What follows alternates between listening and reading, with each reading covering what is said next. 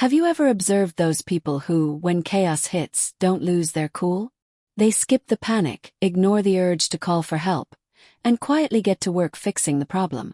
This fixer mindset comes with both strengths and hidden costs. Here's what's really happening, and how to create a healthier balance. Problem 1. Many fixers learn to solve problems early in life because no one handled things for them. Problem solving became automatic. It wasn't a choice, it was a necessity. The urge to fix often feels automatic, not consciously chosen. The solution: recognize that constantly fixing isn't always required anymore. Practice asking yourself, is this truly my responsibility right now? Give yourself permission to step back sometimes. This builds healthier independence for both you and others. Problem 2.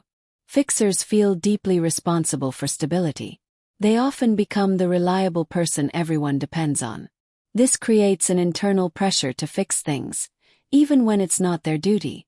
The solution: learn to tell the difference between what you can control and what isn't yours to carry.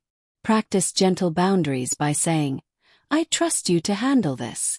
Allow others to develop their own strength. Problem 3. Problems create uncertainty, and uncertainty creates stress. So fixers find comfort in taking control, by fixing things quickly. The solution: build tolerance for uncertainty through gradual exposure. Start small. Intentionally leave a minor problem unsolved for a few hours, or even a full day. Each time you delay action, your distress tolerance grows. Mindful breathing helps too, but nothing builds resilience like sitting with a problem on purpose and realizing you're still okay. Problem 4. Fixers shift instantly into solution mode. They focus on what can be done, instead of processing emotions, their own or anyone else's. The solution: pause and name the emotion first. Say to yourself, I'm feeling anxious about this. Then move to solutions. This simple step prevents emotional bypass and improves both self-awareness and relationships. Problem 5. Fixers struggle to sit with unresolved problems. Doing nothing feels uncomfortable, so they rush to fix things, even when patience would be more helpful. The solution: practice the art of intentional waiting.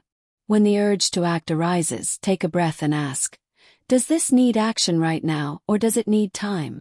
This reduces unnecessary stress and prevents impulsive fixes. Problem 6. Fixers often tie their self-worth to being useful and helpful. They feel valued only when they're solving problems. The solution: actively build self-worth beyond usefulness. Engage in activities that have nothing to do with helping others. Rest, hobbies, or simply being present. Learn to feel worthy even when you're not fixing anything. Problem 7. Fixers try to fix people too. Their emotions, their behaviors, their relationships. And this often leads to frustration when others don't change. The solution: accept that not everything and not everyone is meant to be fixed. Studies on active listening show that people often feel more helped by being heard than by receiving advice. So offer support instead of solutions. Practice saying, I'm here for you, rather than, let me fix this for you. This reduces resentment and deepens authentic connections.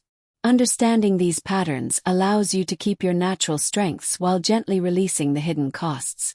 You become calmer, wiser, and more balanced, knowing when to act and when to let things be. You don't have to stop fixing things.